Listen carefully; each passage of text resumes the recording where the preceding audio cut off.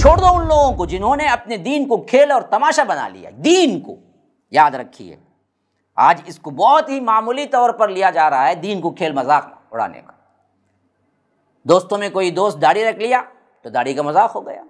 سہیلیوں میں کوئی سہیلی کیا ہے برقع پہن لی تو اس کے برقعے کا مذاق اڑانا. خود کون کر رہے ہیں؟ مسلمان کر رہے ہیں، اور انہیں سمجھ بھی نہیں ہے کہ یہ انہوں نے کیا کر دیا، بہت بڑا گناہ ہے. یہاں تک کہ اللہ کے رسول صلی اللہ علیہ وسلم سے فرمایا جا رہا ہے کہ چھوڑ دیجئے. آج بھی ہمارے معاشرے میں ایسے لوگوں کی کمی نہیں ہے جو دین کے معاملے میں کبھی سنجیدہ نہیں ہوتے ہیں، ہر بات مذاق میں لیتے ہیں اور ہر بات مذاق میں اڑا دیتے ہیں. یہ فرمایا کہ اے نبی صلی اللہ علیہ وسلم کہیے، کیا ہم پکاریں اللہ کو چھوڑ کر ان چیزوں کو جو ہمیں نفع دے سکتی ہے نہ نقصان؟ یعنی آپ ڈائریکٹ کہہ دیجئے کہ میں یہ کام کیسے کر سکتا ہوں، جبکہ اللہ تبارک و تعالیٰ نے مجھے ہدایت دے دیا. تمہاری باتوں میں آ کر میں ان کو پکاروں جو مجھے نفع دے سکتے ہیں نہ کوئی نقصان دے سکتے ہیں. تو یاد رکھیے یہاں پر بتوں کا لفظ ہی نہیں آیا. من دون اللہ، جو کوئی بھی اللہ کے علاوہ سب کے سب ہیں. کسی کوئی جھنڈا کھڑا کرتا ہے تو دیکھو وہ خود پھول لگاتا ہے، وہ خود پینٹ کرتا ہے ہرا پینٹ، پھر وہ خود کیا ہے ہاتھ اٹھا کے کیا ہے چومنے لگتا ہے، وہ خود پیار کرنے لگتا ہے. اگر وہ جھنڈے میں کوئی طاقت تھی تو خود اپنے آپ کو پینٹنگ کیوں نہیں کروا لیا جی؟ لیکن انسان سوچتا نہیں ہے اس وقت. جن قبروں کو جا کے تم چادریں چڑھاتے ہو، تم پھول کے ہار چڑھاتے ہو، ذرا غور کر کے دیکھو، اگر وہ قبر والے کے پاس اتنی طاقت ہے تو اپنے چڑھائے ہوئے پھول کو ہی تر و تازہ رکھ لینا، پھر چادر کیوں بدلاتے ہو؟ تو اتنی طاقت بھی ان کے پاس نہیں ہے نا. پہلے ایک کائنات چل رہی تھی، وہاں دیکھا آئیڈیا آیا، اچھا ایک چاند سورج ایک کائنات ایسا چل رہا ہے تو ہم بھی بنائیں گے. عموماً انسان کچھ بناتا ہے تو دیکھ کے بناتا ہے، لیکن یہ میرا رب وہ ہے جو بغیر مثال کے پیدا کیا ہے کہ اللہ تبارک و تعالیٰ نے کوئی سند بھی نازل نہیں کی ہے تمہارے جن معبودوں کو تم نے شریک ٹھہرا رکھا ہے. بتاؤ قل ہاتوا برہانکم ان کنتم صادقین. کالے شاہ ولی ہیں، عبدالقادر جیلانی ہیں، فلاں غوث اعظم ہے، فلاں کیا کرتے ہیں پگڑی بناتے ہیں، فلاں کیا ہے تقدیریں لیتے ہیں، فلاں کیا ہے مردے کو جلا دیتے ہیں. اللہ نے کہاں لکھ کے دے دیا کہ یہ سب میرے خاص ولی ہیں جن پر میں نے یہ کام یہ چیزیں تقسیم کر کے دے رکھی ہیں؟ بتاؤ. MSLI TV، رہنمائی بدلتی دنیا کے لیے.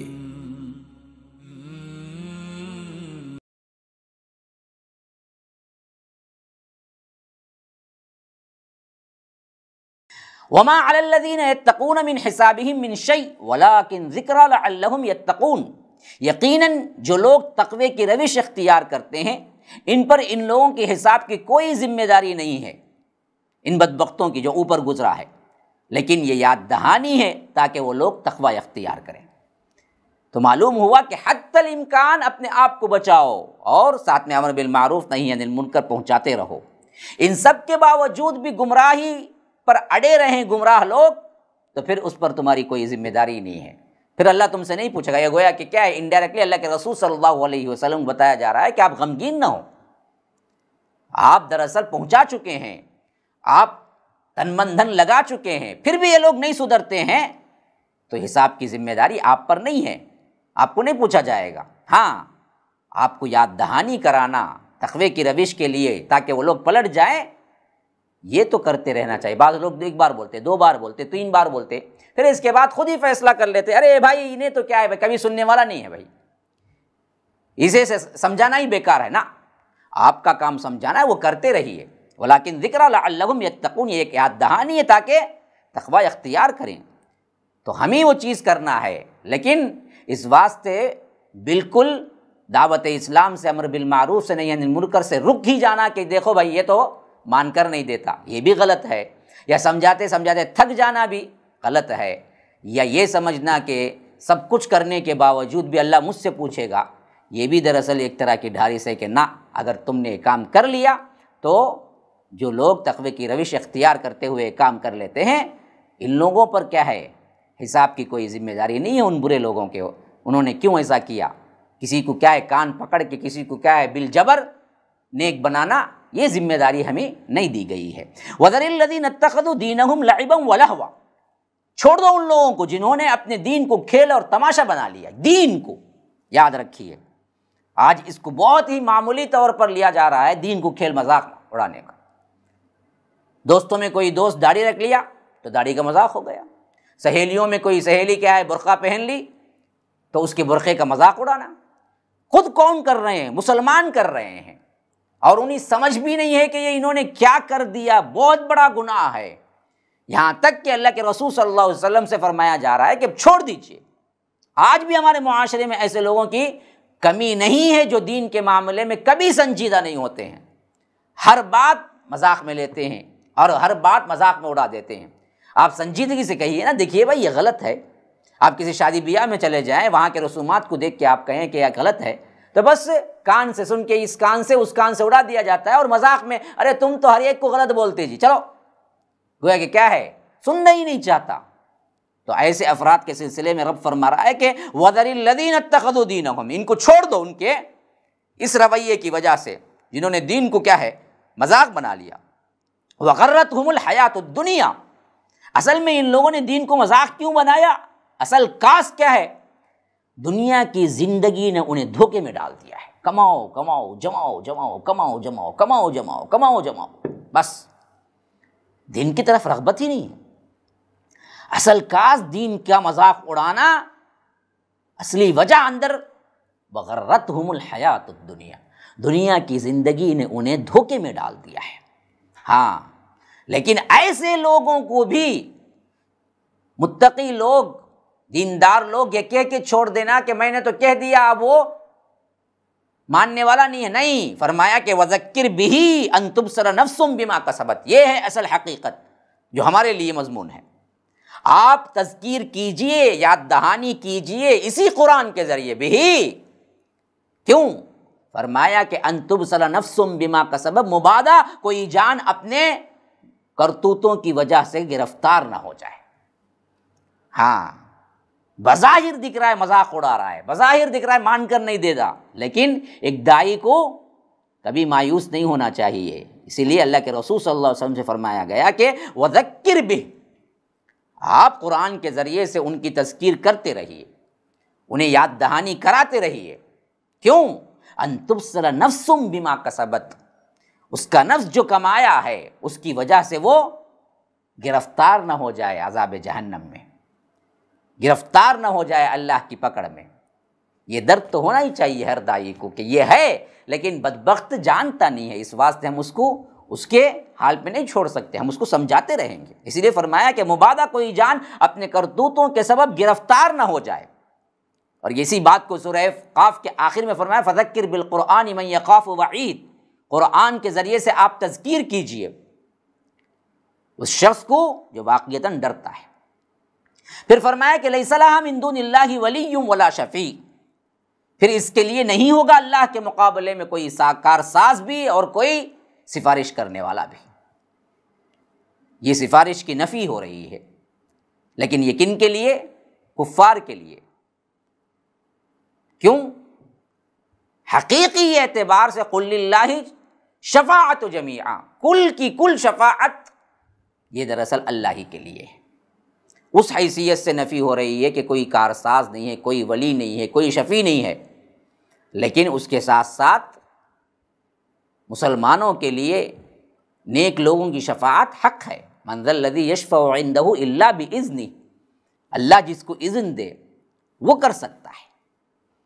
تو ایک طرف کلی نفی ہے کفار و مشرکین کے لیے، ایک طرف گنہگار مسلمانوں کے لیے یہ بھی بتایا گیا کہ وہاں کے اچھے لوگ، امت کے صلحاء، امت کے شہداء، امت کے انبیاء سفارش کریں گے۔ لیکن یہاں پر جو سفارش کی نفی ہے وہ کل کا کل کس کے لیے ہے؟ وہ اس کے لیے ہے جو شرک پر مر گیا، جو کفر پہ مر گیا، اس کے لیے تو کوئی شفیع بھی نہیں ہے اور کوئی ولی بھی نہیں ہے۔ وَإِن تَعْدِلْ كُلَّ عَدْلٍ لَا يُؤْخَذْ مِنْهَا، فرمایا کہ اگر یہ فدیہ دینا چاہیں گے تو دنیا بھر کا فدیہ، کل کا کل فدیہ دے کر بھی وہ اپنے آپ کو چھڑا نہیں سکیں گے، کیونکہ لا یؤخذ منہا، ان سے قبول ہی نہیں کیا جائے گا۔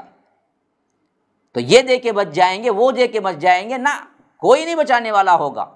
تو کفر سے بچو، شرک سے بچو۔ اولئک الذین ابسلوا بما کسبوا، یہی وہ لوگ ہیں جو گرفتار ہو چکے ہیں اپنے اپنے کرتوتوں کے پاداش میں، اپنے کاموں کے پاداش میں، اپنے برائیوں کے پاداش میں۔ لہم شراب من حمیم، ان کے لیے کھولتا ہوا پانی ہے، وعذاب علیم، اور دردناک عذاب ہے، بما کانوا یکفرون، اس کی پاداش میں جو یہ کفر کرتے تھے۔ السلام علیکم ورحمۃ اللہ وبرکاتہ۔ ناظرین و سامعین، آپ تمام کے لیے میں ایک اہم خوشخبری لے کر آیا ہوں۔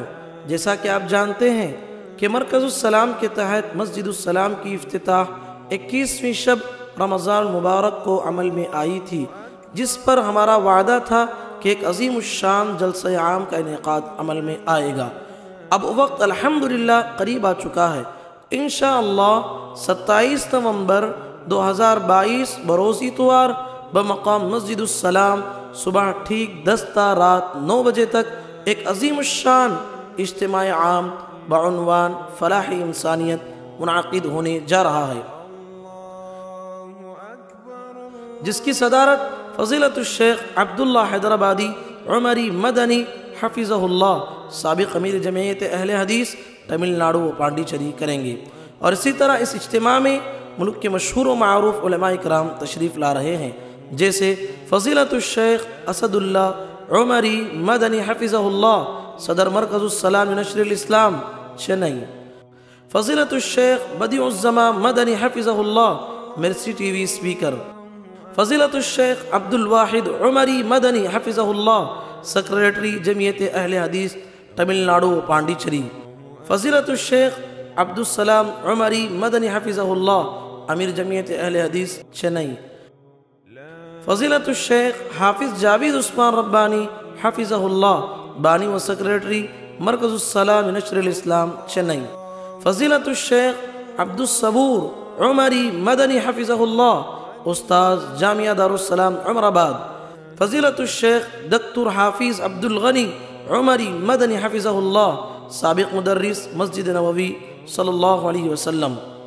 فضیلت الشیخ انصر الدین مکی حفظہ اللہ، صدر مرکز العلوم والحکم للدعوت والارشاد، فضیلت الشیخ حسین الزہرانی حفظہ اللہ، مرسی ٹی وی اسپیکر، فضیلت الشیخ جعفر علی صدیقی عمری مدنی حفظہ اللہ، استاذ جامعہ دارالسلام عمر آباد، فضیلت الشیخ محمد لیاقت علی حفظہ اللہ حیدرآباد، فضیلت الشیخ حافظ حبیب اللہ عمری حفظہ اللہ، امام مسجد السلام چنئی، فضیلت الشیخ حافظ اشفاق محمدی حفظہ اللہ، امام مرکز السلام چنئی۔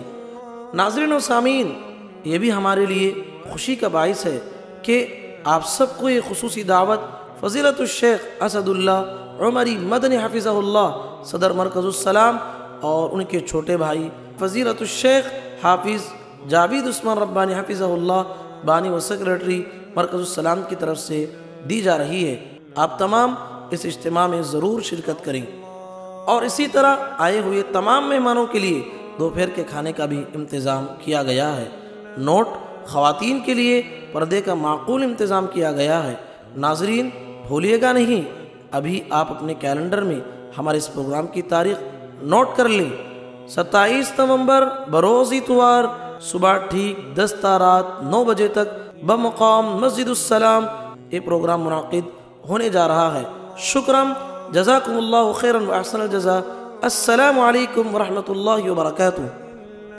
پھر فرمایا، اسی توحید کے مضمون کو آگے لے کے جا رہا ہے رب العالمین، فرما رہا ہے قل اندعو من دون اللہ ما لا ينفعنا ولا يضرنا ونرد على اعقابنا بعد اذ هدانا اللہ، کہ فرمایا کہ اے نبی صلی اللہ علیہ وسلم کہیے، کیا ہم پکاریں اللہ کو چھوڑ کر ان چیزوں کو جو ہمیں نفع دے سکتی ہے نہ نقصان؟ یعنی آپ ڈائریکٹ کہہ دیجئے کہ میں یہ کام کیسے کر سکتا ہوں، جبکہ اللہ تبارک و تعالیٰ نے مجھے ہدایت دے دیا، تمہاری باتوں میں آ کر میں ان کو پکاروں جو مجھے نفع دے سکتے ہیں نہ کوئی نقصان دے سکتے ہیں۔ تو یاد رکھیے یہاں پر بتوں کا لفظ ہی نہیں آیا، من دون اللہ، جو کوئی بھی اللہ کے علاوہ، سب کے سب ہیں۔ یہ بہت بڑا مغالطہ ہے جو ہم نے سمجھ لیا کہ شرک صرف بتوں سے ہوتا ہے، بتوں کو پکارنا، ولی ہو، جھنڈا ہو، بنڈا ہو، قبر ہو، کوئی بھی ہو، من دون اللہ ہے نہیں ہے، وہ اللہ کے علاوہ ہے نا، بس سب کے سب آ گئے اس کے اندر۔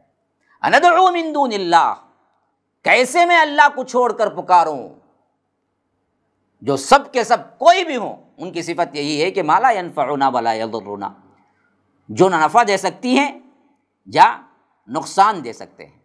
وَنُرَدُّ عَلَىٰ أَعْقَابِنَا بَعْدَ إِذْ هَدَانَا اللَّهُ كَالَّذِي اسْتَهْوَتْهُ الشَّيَاطِينُ فِي الْأَرْضِ حَيْرَانٍ، فرمایا کہ اور ہم اپنی ایڑیوں کے بل لوٹا دیے جائیں اس کے بعد بھی کہ اللہ نے ہمیں ہدایت دے دی ہے، اس شخص کے مانند جیسے شیاطین نے جنگل بیابان میں بھٹکا کر حیران و سرگرداں کسی کو چھوڑ دیا ہو۔ ہم اس حالت میں جائیں گے پھر کیسے؟ یعنی ہم کیسے ان لوگوں کی طرح ہو جائیں جو اپنے ایڑیوں کے بل اللہ تبارک و تعالیٰ کی آیتوں سے اعراض کرتے ہوئے جو پلٹ جاتے ہیں، اللہ نے ہدایت دینے کے باوجود بھی منافقت اختیار کرتے ہیں، یا ان لوگوں کی طرح ہو جائیں جن کو جنگل و بیابان نے شیطان بالکل بھٹکا دیا ہو، جیسے بے راہ لوگ ہوتے ہیں، گمراہ لوگ ہوتے ہیں، ان کی طرح ہم کیسے ہو جائیں؟ یا ایسا لہو اصحاب یدعونہ الی الہدی ائتنا، اس کے ساتھ ہی اس کو سیدھے راستے کی طرف پکار رہے ہوں، آؤ سیدھے راستے کی طرف آؤ، یہاں پر سیدھی سیدھی صراط مستقیم کی طرف، لیکن یہ نہیں سن کے دیتا۔ ان حالتوں میں ہم کیسے چلے جائیں جبکہ اللہ نے ہمیں ہدایت دے دی؟ یہ بات ہے اصل میں۔ قل اندعو من دون اللہ، میں اللہ کو چھوڑ کر کیوں پکاروں؟ ما لا یضرنا ولا ینفعنا، جبکہ وہ کوئی بھی ہو جس کو بھی پکارو اللہ کو چھوڑ کر، اس کا حال یہ ہے کہ وہ کوئی نفع دے سکتا ہے نہ نقصان۔ اگر میں ایسا کر دوں تو ان لوگوں کی طرح ہو جاؤں گا جو وَنُرَدُّ عَلَىٰ أَعْقَابِنَا، جو اپنی ایڑیوں کے بل پھر جاتے ہیں، بعد اذ ہدانا اللہ، اللہ ہدایت دینے کے بعد، جیسے منافق لوگ ہوئے، عبداللہ ابن ابی ہوا، یا نہیں تو ان لوگوں کی طرح ہو جاؤں میں کالذی استہوتہ الشیاطین، جو شیطان نے انہیں بہکا دیا ہو، بیابان میں انہیں کیا ہے، فی الارض حیران لہ اصحاب یدعونہ الی الہدی ائتنا، جنگل و بیابان میں راستہ بھٹک گئے ہوں، شیطان نے انہیں بھٹکا دیا ہو، اور اس کے جماعت کے لوگ اسے پکار رہے ہوں کہ دیکھو یہاں آ رہا ہے جی یہاں، لیکن اس کو سجائی نہیں دیتا کچھ۔ ایسے بھٹکے ہوئے لوگوں میں ہو جاؤں؟ نہیں، ان سب چیزوں میں نہیں ہو سکتا، مجھے اللہ نے سیدھے راستے پر رکھا ہے۔ ہاں، جیسا کہ اللہ کے رسول صلی اللہ علیہ وسلم نے فرمایا کہ وَأَنَّ هَذَا صِرَاطِي مُسْتَقِيمًا قُلْ هَذِهِ سَبِيلِي عَلَى بَصِيرَةٍ، اللہ تبارک و تعالیٰ کی طرف سے میں بالکل سیدھے راہ پر ہوں، پوری بصیرت کے ساتھ ہوں، میں اس طرح بھٹکے ہوئے لوگوں کے سے کام کیوں کر سکتا ہوں؟ تو فرمایا کہ لہو اصحاب یدعونہ الی الہدی ائتنا قل ان ھدی اللہ ھو الھدی وامرنا لنسلم لرب العالمین، کہہ دیجئے یقیناً اللہ تبارک و تعالیٰ کی ہدایت ہی اصل ہدایت ہے، اور ہمیں تو حکم ہوا ہے کہ ہم تمام جہانوں کے پروردگار کی طرف سے فرما برداری اختیار کریں۔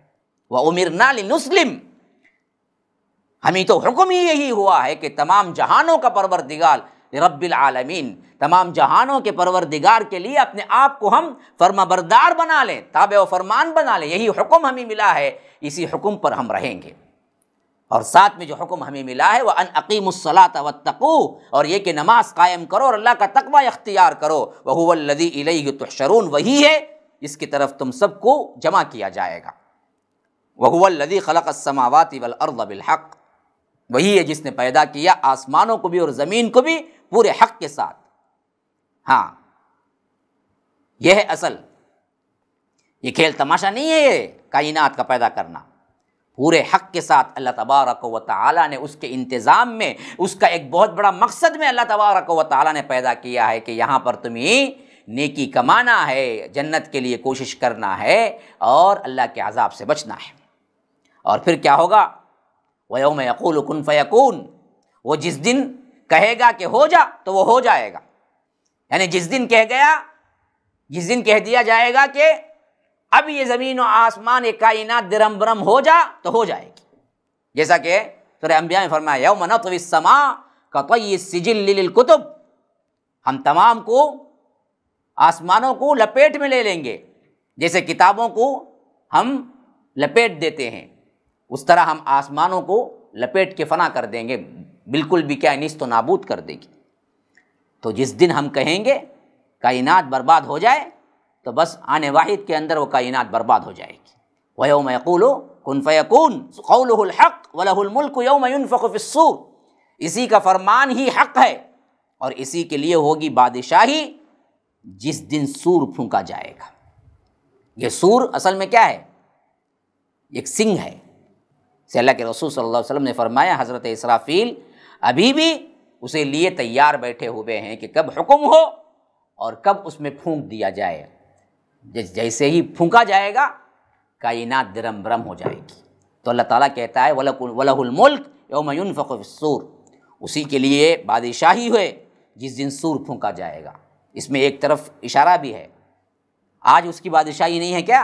آج بھی ہے، لیکن آج کچھ اختیار خود اللہ نے چاہ کے دیا ہے انسان کو، لیکن اس دن یوم قیامت کے دن خالص اور خالص اللہ ہی کی بادشاہی ہوگی، کوئی نہیں ہوگا دوسرا، کسی کو کوئی اختیار نہیں ہوگا۔ تو اس لیے فرمایا وَلَهُ الْمُلْكُ يَوْمَ يُنفَخُ فِي الصُّورِ عَالِمُ الْغَيْبِ وَالشَّهَادَةِ وَهُوَ الْحَكِيمُ الْخَبِيرُ، وہ تمام غیب اور کھلی باتوں کا، ظاہر باطن ہر چیز کا، غیب کا بھی جاننے والا ہے اور جو حاضر ہے اس کا بھی جاننے والا ہے۔ وہ کمال حکمت اور ہر شے سے باخبر ہے۔ وَهُوَ الْحَكِيمُ الْخَبِيرُ، وہ حکیم بھی ہے لیکن اسی کے ساتھ ساتھ وہ باخبر بھی ہے۔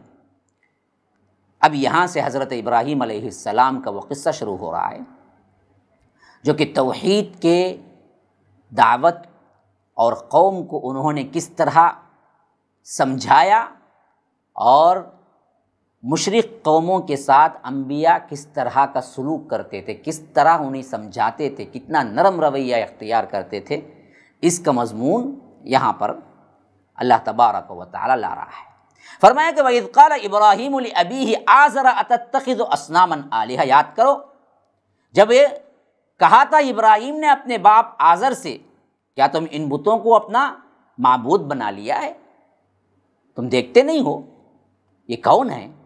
خود اپنے ہاتھوں سے بنایا ہے، نہ سنتے ہیں نہ دیکھتے ہیں، تم نے خود مٹی لی، تم نے خود ہاتھوں سے بنایا اور تم خود پوجنے لگے، یہ کون سی عقل والی بات ہے؟ ہمارا بھی حال یہی ہے، کسی کوئی جھنڈا کھڑا کرتا ہے تو دیکھو وہ خود پھول لگاتا ہے، وہ خود پینٹ کرتا ہے ہرا پینٹ، پھر وہ خود کیا ہے ہاتھ اٹھا کے کیا ہے چومنے لگتا ہے، وہ خود پیار کرنے لگتا ہے۔ اگر وہ جھنڈے میں کوئی طاقت تھی تو خود اپنے آپ کو پینٹنگ کیوں نہیں کروا لیا جی؟ لیکن انسان سوچتا نہیں ہے اس وقت، اگر اس جھنڈے میں کوئی پاور تھا تو اس پر لگائے گئے پھول ہی کم از کم کیوں نہیں مرجھا گئے، کیوں نہیں تازہ ہو گئے، کیوں مرجھا گئے، اتنا بھی نہیں سوچتا۔ جن قبروں کو جا کے تم چادریں چڑھاتے ہو، تم پھول کے ہار چڑھاتے ہو، ذرا غور کر کے دیکھو، اگر وہ قبر والے کے پاس اتنی طاقت ہے تو اپنے چڑھائے ہوئے پھول کو ہی تر و تازہ رکھ لینا، پھر چادر کیوں بدلاتے ہو؟ تو اتنی طاقت بھی ان کے پاس نہیں ہے نا۔ یہی حالت بتوں کے پوجنے والوں کی بھی تھی۔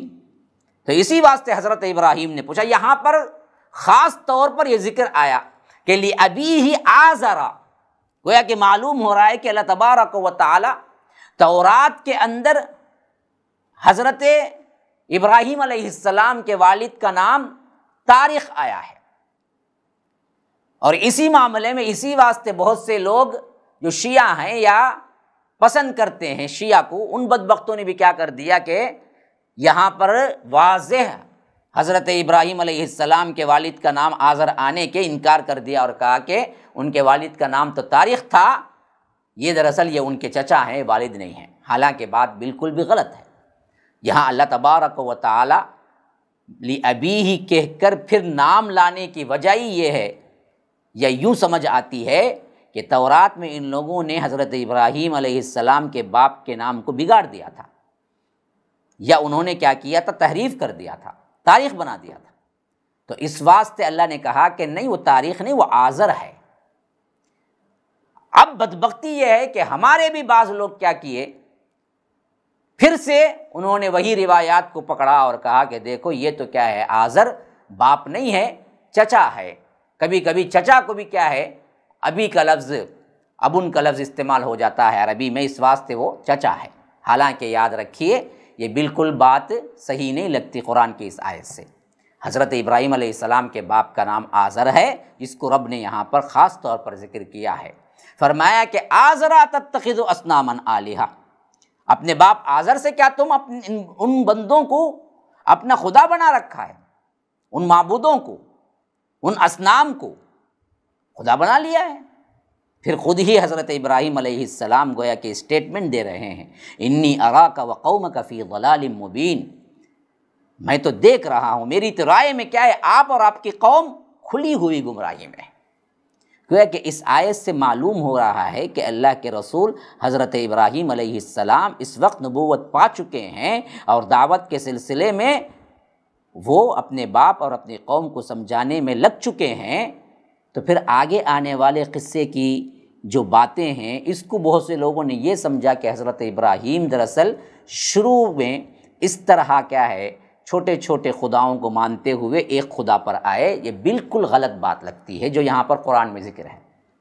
اس کو ایسے سمجھنا چاہیے کہ سمجھانے کے لیے حضرت ابراہیم نے حکمت کے انداز کو اختیار کیا، ورنہ تو حضرت ابراہیم کا عقیدہ ہرگز بھی نہیں ہو سکتا، کیونکہ کوئی نبی کبھی بھی کسی بھی زمانے میں، خواہ نبوت سے پہلے یا نبوت کے بعد، شرک کا کوئی فعل نہیں کرتا۔ اگر ہم نیچے آنے والی آیات کو یہ سمجھیں کہ یہی عقیدہ حضرت ابراہیم کا تھا، جو بتدریج آگے بڑھتے بڑھتے ایک خدا کو مانے، تو صراحتاً بات سیدھی سیدھی ہو جائے گی کہ حضرت ابراہیم بھی ایک زمانے میں شرک کا عقیدہ رکھتے تھے، نعوذ باللہ۔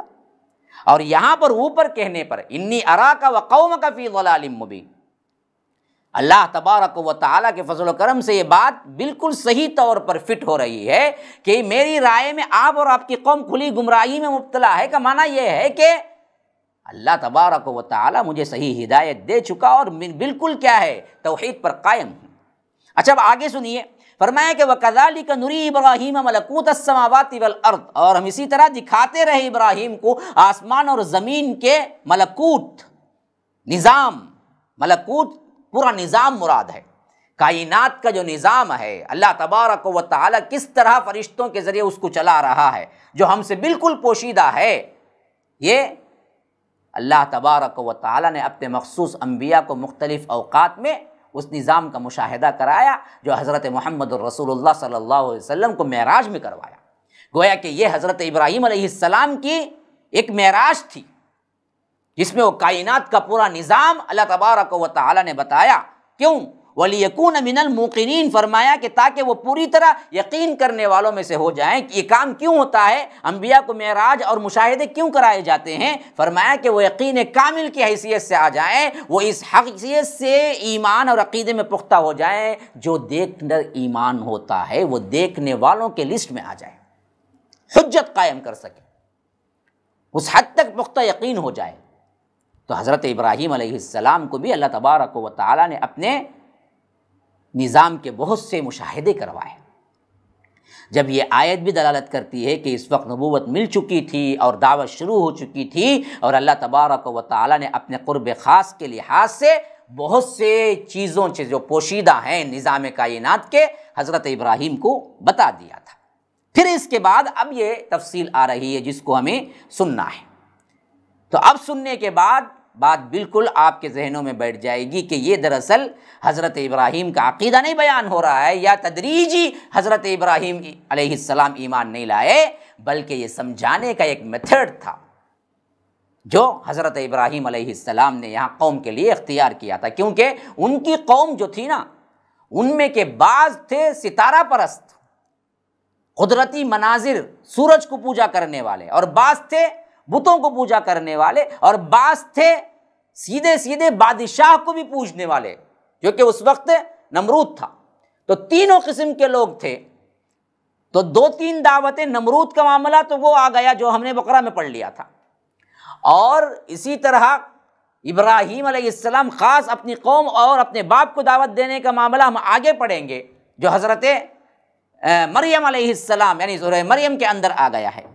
یہاں پر ان لوگوں کے لحاظ سے تردید آ رہی ہے جو ستارہ پرست یا سورج کی پوجا کرنے والے تھے، ان کو دعوت دینے کا ایک طریقہ ہے جو حضرت ابراہیم علیہ السلام نے یہاں اختیار کیا ہے۔ اس سے ہرگز یہ مغالطہ نہیں ہونا، غلط فہمی نہیں ہونا چاہیے کہ حضرت ابراہیم بھی اسی تدریجی مراحل سے گزر کر اللہ کو پہچانے، نعوذ باللہ، وہ تو نبی تھے، وہ کسی حالت میں بھی شرک کر ہی نہیں سکتے تھے۔ تو فرمایا کہ فلما جن علیہ اللیل رأى کوکبا قال ھذا ربی، بس جب رات کی تاریکی نے ڈھانپ لیا تو انہوں نے ایک چمکدار ستارے کو دیکھا، رأى کوکبا، کہا قال ھذا ربی، یہ ہے میرا رب۔ یہ تو صراحتاً شرک کا جملہ ہے، تو نبی کیسے کہہ سکتا ہے؟ نہ، اصل میں یہ ہے کہ ان کو سمجھانے کے اعتبار سے گویا کہ ایک استفہامیہ انداز میں پوچھ رہے ہیں، یہ ہے میرا رب، یہ میرا رب ہے اور یہ ہے میرا رب، یہ بھی ہو سکتا ہے۔ اور فرمایا کہ فلما افل قال لا احب الافلین، پھر وہ چمکدار ستارہ صبح ہوتے ہوتے غائب ہو گیا، غروب ہو گیا، تو کہنے لگے ارے غروب ہو جانے والوں کو تو میں پسند نہیں کرتا، یہ کیسا خدا ہو سکتا ہے، یہ تو غروب ہو گیا۔ گویا کہ اشارہ ان لوگوں کی طرف ہے کہ بدبختو، جن تاروں کو تم پوج رہے ہو، یہ تو تمہارا خدا ایسے ہے جو رات میں دکھتا ہے اور دن میں غائب ہو جاتا ہے، ایسے خدا کو میں کیسے مان لوں؟ یہ اصل ہے، یہ حضرت ابراہیم کا عقیدہ ہرگز بھی نہیں ہے، یہ ان کی قوم کے ان لوگوں کی طرف اشارہ ہے جو ستارہ پرست ہے۔ پھر اس کے بعد کیا ہوا؟ اللہ فرماتا ہے کہ فلما رأى القمر بازغا قال ھذا ربی فلما افل قال لئن لم يهدني ربی لأکونن من القوم الضالین۔ پھر جب انہوں نے دیکھا کہ چاند چمکتا ہوا ہے، چمکتا ہوا چاند کو دیکھا، بازغا، کہا کہ قال ھذا ربی، یہ میرا رب ہے۔ پھر کیا ہوا؟ فلما افل قال لئن لم يهدني ربی لأکونن من القوم الضالین۔ پھر جب وہ بھی کیا ہے چھپ گیا، غائب ہو گیا، تو انہوں نے کہا کہ اگر میرے رب نے مجھے ہدایت نہ دی تو میں گمراہوں میں سے ہو جاؤں گا۔ گویا کہ کیا ہے، یہ بھی دراصل انہی کی طرف اشارہ ہے کہ ھذا ربی کا مطلب انہوں نے رب نہیں مان لیا، انہوں نے کہا کہ دیکھو اس کو مانتے ہو، چاند کو تم، یہ بھی غائب ہو گیا۔ تو صاف دراصل کیا ہے، ان لوگوں سے کہا جا رہا ہے کہ میرے رب نے مجھے ہدایت نہ دی تو میں تو تمہارے ان بیکار خرافاتی اعتقادات میں بھی گمراہ ہو جاؤں گا، لیکن میں گمراہ نہیں ہوں، اللہ کے فضل سے میں اللہ تبارک و تعالیٰ پر ایمان لایا ہوا ہوں۔ یہ الفاظ باقاعدہ طور پر بتا رہے ہیں کہ یہاں پر دراصل ان کا عقیدہ بیان کرنا مقصود ہے، یہ تدریجاً دراصل انہوں نے کیا نہیں کیا، توحید کو نہیں پہنچے، نعوذ باللہ۔ اب تیسری بات اور بھی کیا ہے، وضاحت کے ساتھ آ رہی ہے، فرمایا کہ فلما رأى الشمس بازغۃ قال ھذا ربی، کہا جب سورج چمکتا ہوا نظر آیا سامنے، کہا کہ یہ میرا رب ہے، ھذا اکبر، ارے یہ بھی بڑا بھی ہے، تارے سے چاند سے سورج بڑا ہے، تو شاید یہی میرا رب ہے اور یہ بڑا بھی ہے۔ لیکن فلما افلت، جب وہ غروب ہو گیا، وہ بھی غائب ہو گیا، قال یا قوم انی بریء مما تشرکون، تو انہوں نے کہا کہ اے میری قوم کے لوگوں، میں اعلان برات کرتا ہوں ان سب سے جنہیں تم شریک ٹھہراتے ہو، ان سب شریکوں سے میں بیزار ہوں۔ یہ گویا کہ ایک تدریجی طور پر سمجھانے کا انداز ہے ان ستارہ پرست یا آ کر ان قدرتی مناظر کی پرستش کرنے والے، ان کیا ہیں چاند کی پرستش کرنے والے، سورج کی پرستش کرنے والے، ان لوگوں کو سمجھانے کا ایک انداز حضرت ابراہیم علیہ السلام نے یہ اختیار کیا کہ اچھا تم کہتے ہو تو ہم کہتے ہیں نا جی فرض مان لو، چلو کہتے ہیں نا بعینی اسی طرح ہے، چلو تم نے یہ کہا نا، چلو مان لو، لیکن یہ تو غائب ہو گیا، ستارہ تو گیا۔ پھر کہتے ہو کہ چاند ہے، چلو مان لو چاند ہے، ارے یہ بھی تو چلے گیا، ہاں رات کا وقفہ چاند کا وقفہ کم ہے۔ پھر سورج آیا، سورج بڑا بھی ہے، وقفہ بھی زیادہ ہے، پورا دن رہتا ہے، تو انہوں نے کہا کہ اچھا ھذا ربی ھذا اکبر، تو بڑا ہے، لیکن پھر گیا، وہ بھی چھپ گیا۔ تو اب دراصل کیا ہے، انہوں نے اپنے عقیدے کو پورا اظہار کر دیا کہ یا قوم انی بریء مما تشرکون، بدبختو سنو، جن کو بھی تم شریک ٹھہرائے ہو ان سب سے میں بری ہوں، یہ پورے کے پورے کیا ہیں، اللہ کی مخلوق ہیں، یہ خود الہ نہیں ہیں۔ جن کو تم نے کہا میں نے بھی مان کے دیکھ لیا بظاہر تمہارے سامنے، لیکن سب بڑھ گئے، سب چلے گئے، تو یہ لوگ کیسے خدا بن سکتے ہیں؟ ہاں پھر اس کے بعد توحید کا اعلان دیکھیے کس شد و مت کے ساتھ انہوں نے پیش کیا، فرمایا انی وجہت وجہی للذی فطر السماوات والارض حنیفا وما انا من المشرکین، میں تو اپنا رخ کر لیا ہوں یکسو ہو کر اس ہستی کی طرف، یکسو ہو کر حنیفاً اس ہستی کی طرف، کون؟ جس میں آسمان اور زمین کو بنایا ہے، اور وما انا من المشرکین، میں ہرگز بھی مشرکوں میں سے نہیں ہوں، صاف کہہ دیا۔ یاد رکھیے ہم نے اس آیت کو کیا کر دیا ہے، نماز سے پہلے پڑھنے کے لحاظ سے نیت کے طور پہ سمجھ لیا ہے، حالانکہ یہ کہیں حدیث سے ثابت نہیں ہے۔ یہ دراصل نماز کے تکبیر کے بعد تو ثابت ہے، تکبیر سے پہلے پڑھنے کا نہیں ہے، جو ہمارے ہاں غلط العام ہو گیا ہے۔ لیکن وہ آیت جو ہم پڑھتے ہیں نا دعا کے طور پر، غلط جگہ پڑھتے ہیں، لیکن وہ یہاں کی ہی آیت ہے جو سورہ انعام سورہ نمبر 6 اور آیت نمبر 79 پر ہے، کہ جو حضرت ابراہیم علیہ السلام نے کہا تھا انی وجہت وجہی للذی فطر السماوات، دیکھو میں اپنے چہرے کو یکسو ہو کر صرف اور صرف رب العالمین کی طرف کر دیا۔ وہ فطر السماوات ہے، خلق السماوات نہیں آیا، فرمایا فطر السماوات۔ خلق کا مطلب پیدا کرنا ہے، فطرہ کا مطلب میں اور ایک اضافہ ہے، بغیر کسی مثال کے پیدا کرنا ہے، یہ ہے فطر۔ کہ یہاں پر فرمایا کہ فطر، میرا رب تو وہ ہے نا جو پہلے ایک کائنات چل رہی تھی، وہاں دیکھا آئیڈیا آیا، اچھا ایک چاند سورج ایک کائنات ایسا چل رہا ہے تو ہم بھی بنائیں گے۔ عموماً انسان کچھ بناتا ہے تو دیکھ کے بناتا ہے، لیکن یہ میرا رب وہ ہے جو بغیر مثال کے پیدا کیا ہے، تو میں بھی اپنا رخ، اپنا چہرہ اسی رب کی طرف کر دیا۔ فطر السماوات والارض، جو آسمانوں اور زمین کا بغیر مثال کا پیدا کرنے والا ہے، آسمان اور زمین کو، حنیفاً، اور سب کی طرف سے یکسو ہو کر، سب سے کٹ کر، یہ ہے حنیف۔ فرمایا وما، اسی واسطے اس دین کا نام بھی دین حنیف ہے، سب سے کٹ کے رب العالمین کی طرف ہو جانا، شرک کا کوئی حصہ بھی کسی بھی حالت میں اپنی زندگی میں نہیں لانا۔ وما انا من المشرکین، صاف ڈکلیئر کر دیا کہ میں مشرکوں میں سے نہیں ہوں۔ اب آ گئی وہ بات بالکل کھل کر، وحاجہ قومہ، اس کی قوم اس سے بحث کرنے لگی۔ تو گویا کہ پورا اوپر کا منظر تبلیغی انداز تھا، دعوتی انداز تھا، جو حضرت ابراہیم علیہ السلام اپنی قوم کو پیش کر رہے تھے، اور جب پیش کر کے انہوں نے ثابت کر دیا عقلی دلائل سے بھی کہ بدبختو، تم نے جن مناظر قدرت کو خدا بنا رکھا ہے وہ دراصل خدا ہو ہی نہیں سکتے، کیونکہ وہ سب کے سب مٹ گئے ہیں، اور میں آج اعلان کہتا ہوں کہ ان سب خداؤں کو میں انکاری ہوں، اور میں صرف اس رب العالمین کا ماننے والا ہوں جس کا کوئی شریک نہیں ہے، اور میں کسی کو شریک نہیں کرتا۔ تو اس وقت یہ قوم جو یہ سب کچھ سن کے پلٹنے کے بجائے ان سے جھگڑنے لگی، حاجہ قومہ۔ تو حضرت ابراہیم نے فرمایا قال اتحاجونی فی اللہ وقد ہدان ولا اخاف ما تشرکون به الا ان یشاء ربی شیئا، کیا تم مجھ سے حجت بازی کر رہے ہو اللہ کے بارے میں، جبکہ مجھے تو اس نے ہدایت دے دی، وقد ہدان، میں کیسے پھر سکتا ہوں؟ اللہ نے ہدایت دے دی، اللہ نے مجھے رسالت دی، اللہ تبارک و تعالی نے مجھے کیا ہے ملکوت السماوات والارض بتایا، اب میں کیسے انکاری ہوں؟ تم اس معاملے میں مجھ سے جھگڑتے ہو۔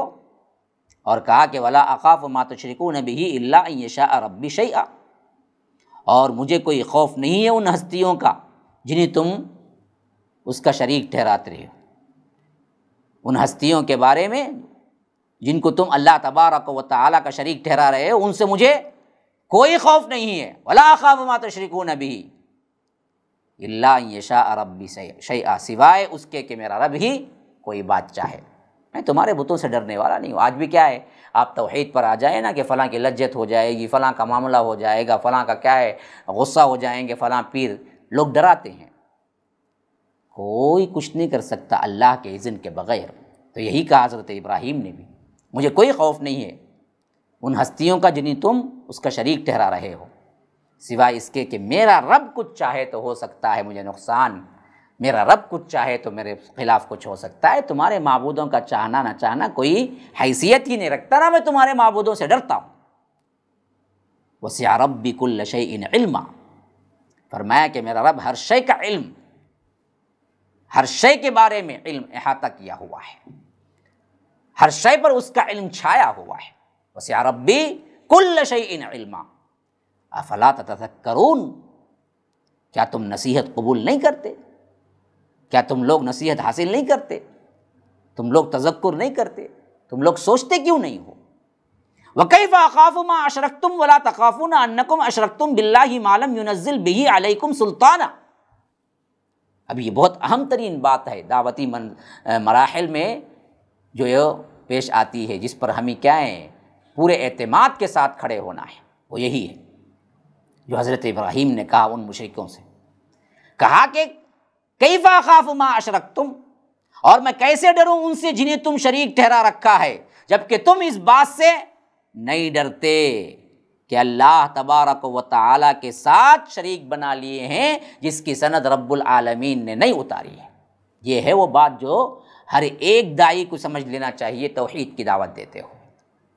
بدبختو تمہارے جو تم نے خود جن ولیوں کو بنا لیا، جن درگاہوں کو بنا لیا، جن کو چاہے جو طاقت دے ڈالی، میں کیوں ان سے ڈروں جبکہ تم بدبخت اللہ کے ساتھ شریک ٹھہراتے ہوئے ڈرتے نہیں ہو۔ تو توحید جو اپنے دل میں بٹھا لے وہ کسی سے نہیں ڈرتا، کوئی کسی کی لجت، کوئی کسی کے معاملے میں ٹانگ ہے، کوئی کیا ہے تمہاری قسمت کو بدلنے والا ہے سوائے رب العالمین کے، تمہارا کوئی بھی کچھ نہیں بگاڑ سکتا سوائے رب العالمین کے، تو ڈرنے کی کوئی ضرورت نہیں ہے۔ لوگ بہت ڈر خوف دلاتے ہیں، فلاں کا یہ ہو جائے گا، فاتحہ نہ کرے تو ان کی کیا ہے لجت پکڑ لیں گی، فلاں کام نہ کرے تو عرس نہ کرے تو تمہارا کیا ہے تجارت برباد ہو جائے گی، تم ایسا کرتے تھے پہلے اب نہ کرو تو تمہارا معاملہ چوپٹ ہو جائے گا، مر جائیں گے تمہارے بچے، فلاں کوئی کچھ نہیں کر سکتا۔ ارے بدبختو تم اللہ کا شریک ٹھہراتے ہوئے نہیں ڈرتے، میں یہ باطل معبودوں سے ڈر جاؤں؟ یہ ہے وہ بات جو حضرت ابراہیم یہاں کر رہے ہیں، کیف اخاف ما اشرکتم، کیوں ڈروں میں ان سے جن کو تم نے شریک ٹھہرا لیا ہے، جن کے پاس حقیقت میں کوئی قوت طاقت ہے ہی نہیں، جبکہ تمہارا حال یہ ہے کہ وَلَا تَخَافُونَ أَنَّكُمْ أَشْرَكْتُمْ بِاللَّهِ، تم اللہ کے ساتھ شریک کرتے ہوئے جو کہ حق معبود ہے، جس کو تمام طاقتیں اس کے قبضے قدرت میں ہیں، اسی کے حکم سے کائنات میں ذرہ ذرہ، کائنات میں پتہ پتہ، کائنات کے اندر حرکت حرکت، جنبش جنبش اسی کے حکم سے ہوتی ہے، تم اس سے نہیں ڈرتے، تو میں کیوں ڈروں تمہارے معبودان باطل سے؟ جبکہ حال تمہارا یہ ہے کہ ما لم ينزل به سلطانہ، کہ اللہ تبارک و تعالی نے کوئی سند بھی نازل نہیں کی ہے تمہارے جن معبودوں کو تم نے شریک ٹھہرا رکھا ہے۔ بتاؤ اگر ہے تو ان کنتم صادقین، بتاؤ قل ہاتوا برہانکم ان کنتم صادقین۔ کالے شاہ ولی ہیں، عبدالقادر جیلانی ہے، فلاں غوث اعظم ہے، فلاں کیا کرتے ہیں بگڑی بناتے ہیں، فلاں کیا ہے تقدیریں لیتے ہیں، فلاں کیا ہے مردے کو جلا دیتے ہیں۔ اللہ نے کہاں لکھ کے دے دیا کہ یہ سب میرے خاص ولی ہیں جن پر میں نے یہ کام یہ چیزیں تقسیم کر کے دے رکھی ہیں؟ بتاؤ ہے سند کوئی؟ اسی لیے فرمایا ما لم ينزل به سلطان فأي الفریقین احق بالامن ان کنتم تعلمون۔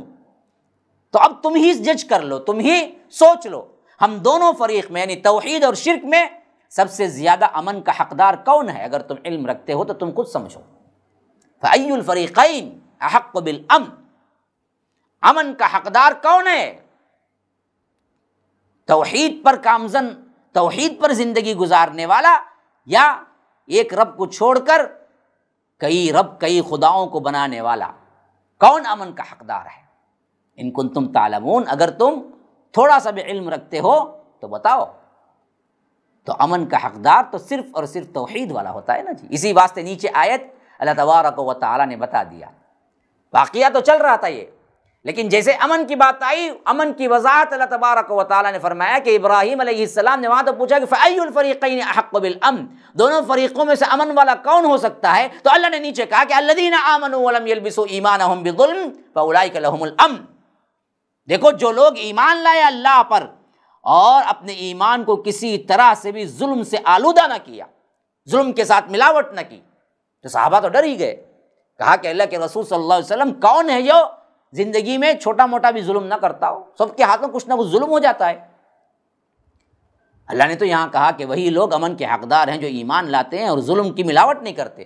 تو اللہ کے رسول صلی اللہ علیہ وسلم نے فرمایا کہ تمہاری یہ بات یہ نہیں ہے اصل، یہاں ظلم سے مراد شرک ہے، پھر دلیل دیتے ہوئے سورہ لقمان کی وہ آیت پڑھی جو حضرت لقمان علیہ السلام اپنے بیٹے کو نصیحت کرتے ہوئے کہتے ہیں کہ وَلَقَدْ آتَيْنَا لُقْمَانَ الْحِكْمَةَ أَنِ اشْكُرْ لِلَّهِ وَمَنْ يَشْكُرْ فَإِنَّمَا يَشْكُرُ لِنَفْسِهِ وَمَنْ كَفَرَ فَإِنَّ اللَّهَ غَنِيٌّ حَمِيدٌ وَإِذْ قَالَ لُقْمَانُ لِابْنِهِ وَهُوَ يَعِظُهُ يَا بُنَيَّ لَا تُشْرِكْ بِاللَّهِ إِنَّ الشِّرْكَ لَظُلْمٌ عَظِيمٌ۔ فرمایا کہ شرک سب سے بڑا ظلم ہے، اور یہاں پر ظلم سے مراد بھی شرک ہے۔ تو آیت کا ترجمہ یوں ہوگا کہ یقیناً جو لوگ ایمان لائے اور اپنے ایمان کو شرک کے ساتھ ملاوٹ نہ کیا، ہاں آمنوا ولم یلبسوا ایمانہم بظلم، تو فرمایا کہ اولئک لہم الامن، انہی کو اصل میں امن ہے، انہی کو اصل میں کیا ہے؟ سلامتی ہے، وہم مہتدون، اور یہی ہدایت یافتہ ہے، یہی ہدایت یافتہ ہے، انہی کے لیے امن ہے۔